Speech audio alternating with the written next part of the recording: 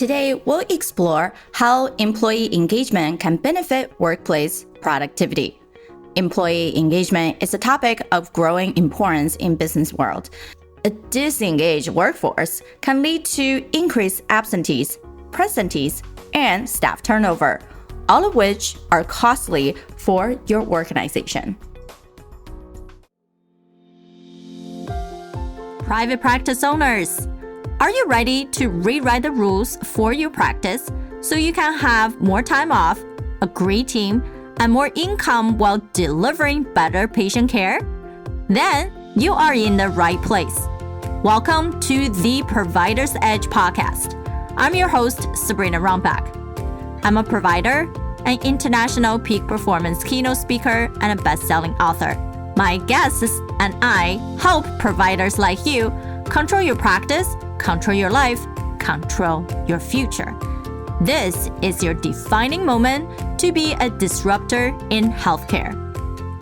Did you know employee engagement has been a hot topic in the business world for quite some time now because it is a key to unlock the door to numerous success for you and your private practice as well as a hospital organization. Think about it.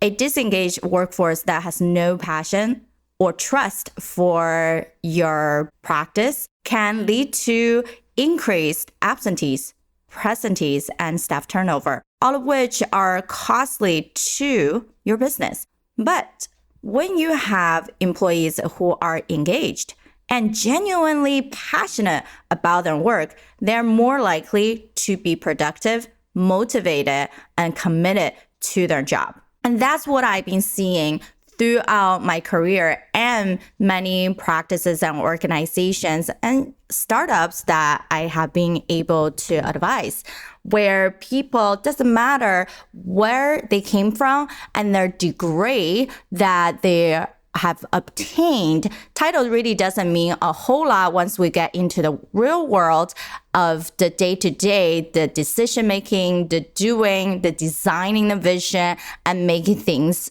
carry out. It all comes down to, as a leader, what is the vision, mission that you truly believe in that people wanted to jump on board? So that so much involved into engaging with your employees, with your team, so they understand and everyone has a part in that vision mission because they're engaged, they're involved, they are part of the bigger picture. And some people wanted to think that's not work family. So if you're working with someone that you committed as family, well, despite some of the little disagreements, we still wanted to support each other no matter what because we believe in that ultimate impact that we can create together.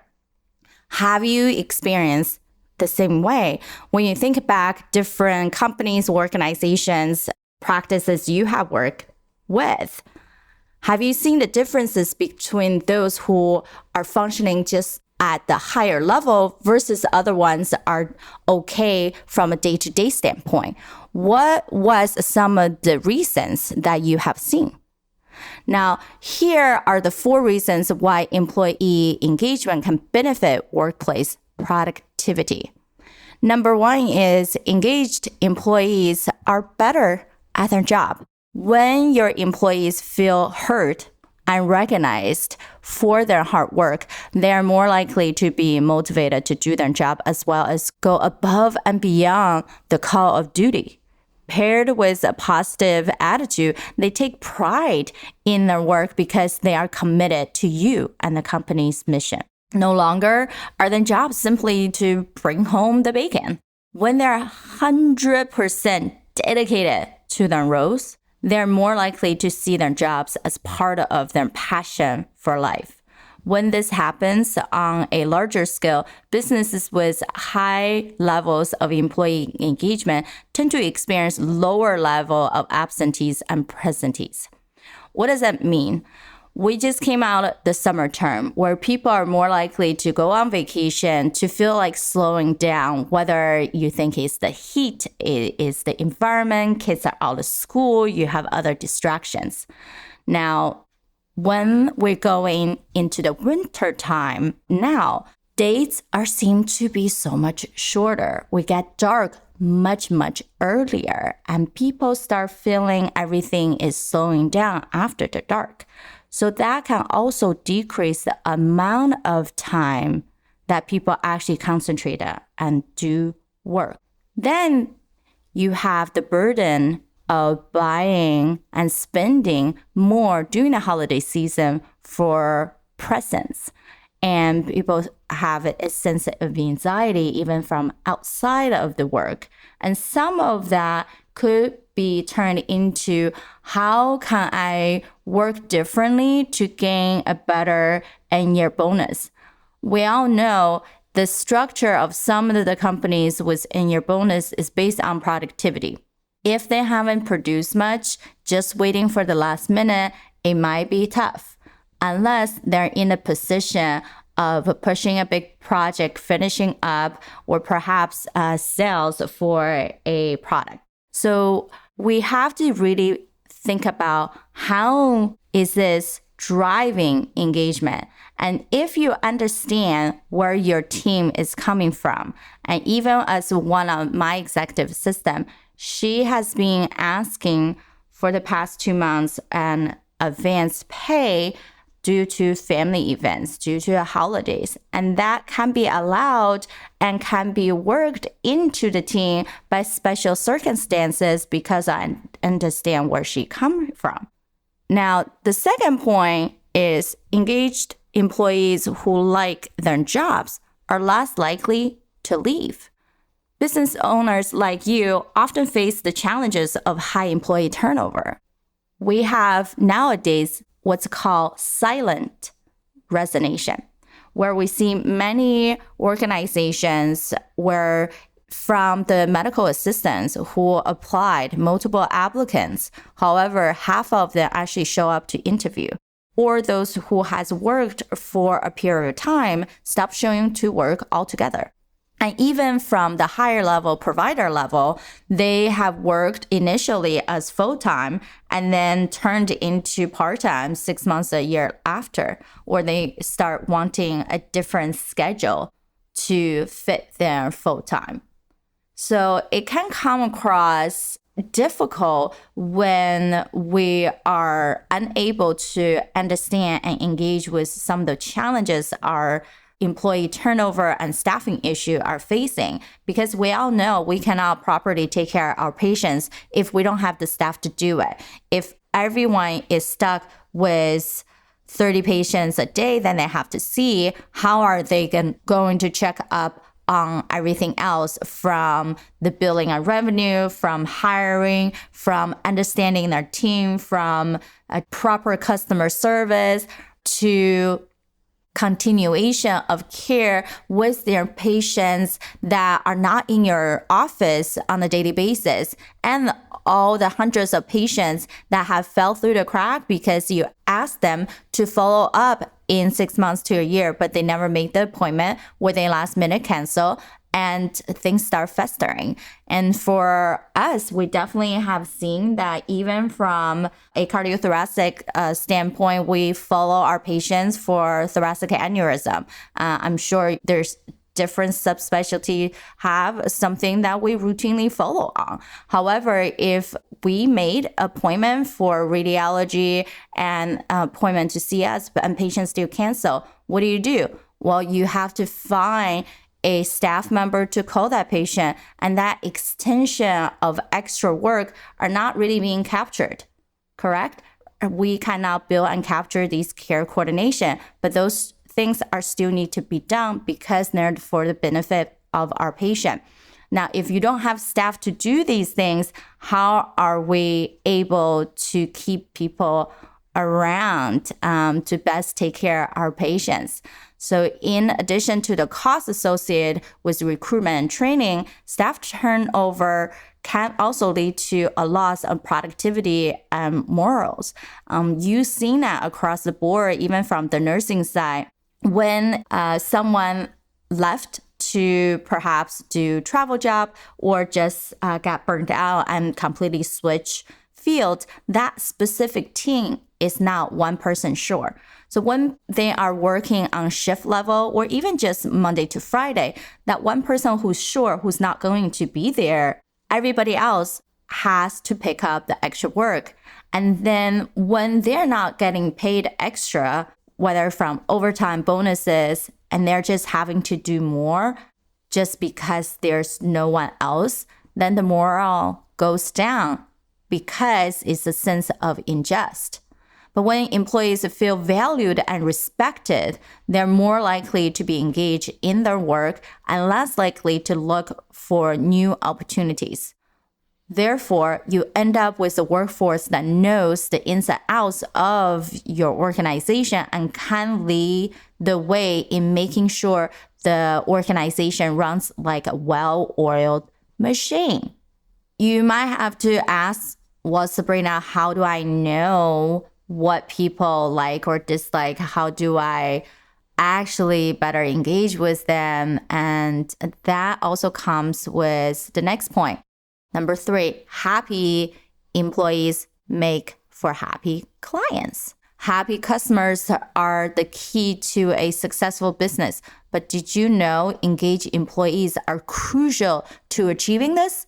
They're more likely to provide high quality customer service and go above and beyond for these customers. In turn, customers are more likely to be satisfied with their experience and return in the future. And that's how we continuously to build raving fans. Now, I can tell you, even personally, despite being in the medical field, we all have a slew of difficulty when we have to seek in care. I remember going to a primary care doctor's office who I actually really like the physician, but the front desk and the checkout process were just really horrible experience. The girls don't make eye contact with me. They have a monotone voice. They seems like they don't want it to be there. I was on time for my appointment, was actually early because I need to fill out some paperwork. And then you just sat there. No one really checked on you.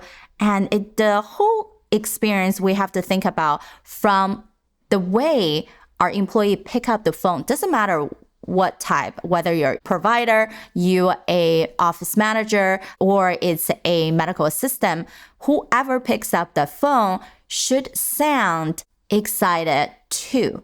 If they're unable to be what we call them, quote unquote, on stage for your customers, then the point of them being there is really hurting how your practice and organization are run and how people are approaching them toward them. In this culture particularly, eye contact is important and how they speak is also important.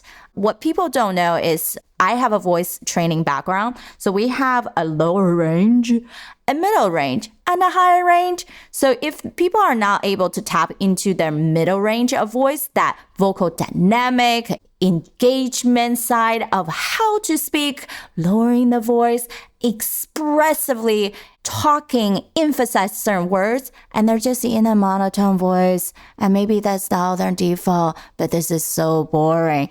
Well, if they're always talk up here, people are going to think about they're like 3 years old and don't know what they're talking about. So we needed to be very cautious and training how we speak and how we interact with people, and especially over the phone when we talk to our patients, because they have various things going on at home. We needed to be totally supportive of them. Now, number 4 is innovations can take a seat at the table too. In today's climate of how we engage people, the importance of innovation cannot be understated. In order to stay ahead of our competition, you need to find ways to improve your process and increase efficiency so your patients can feel better about you checking up on them, understanding the data point, understanding what they're doing, whether it's right or wrong, and able to respond to alerts. When you have engaged employees, they're more likely to generate new ideas that can help achieve these goals, simply because they're able to see gaps and solutions you cannot. By encouraging your employees to share their ideas and give them a platform to do so, you can create an environment that's conducive to innovation. As you allow innovation to take effect, your business will evolve quicker to meet the needs of your company, your workforce, and your customer. All of this together allow for bigger and brighter future for all. If you like today's episode, we don't expect you to pay us, but pay it forward. Share with your colleagues and friends who are also healthcare leaders, where you can all grow together, because we know the African proverbs says that if you want to go fast, go alone. If you want to go far, go together. Now, let's get back to the rest of our show. As you can see, employee engagement is beneficial for you and your workforce when you take the time to create the kind of environment where your team can thrive and grow along with your business. You will create a culture that is more productive, motivated, and dedicated to your company mission. Additionally, you stand to positively impact customer satisfaction levels.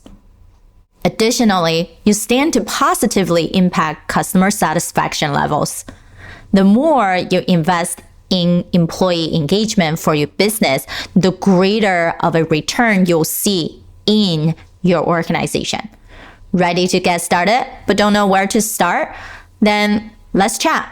Book a complimentary peak performance diagnostic call with me and figure out how to tackle this elephant one bite at a time. Go to sabrinarunbeck.com/blueprint. Let's see how we can create that blueprint for you. Thank you for listening to today's episode. If you're like me who just want to get to the bottom and find out what's going on in your practice, then I invite you to book a complimentary peak performance diagnostic call with me. You can check my availability at sabrinarunbeck.com/blueprint to find a time that works for you. This is especially beneficial for you if you have an established clinic but now feeling drained, want to do more for your patients but are limited in your capacity, or are unable to live up to your full potential.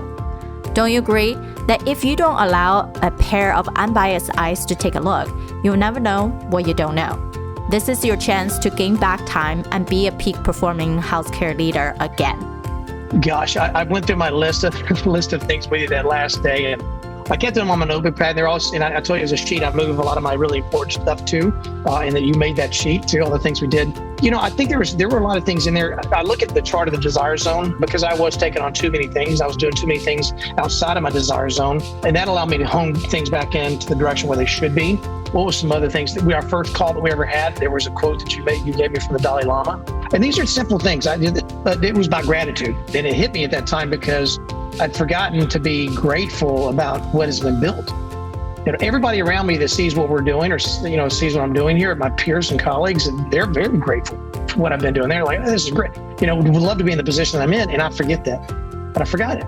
So that was another one. And then what was some other stuff?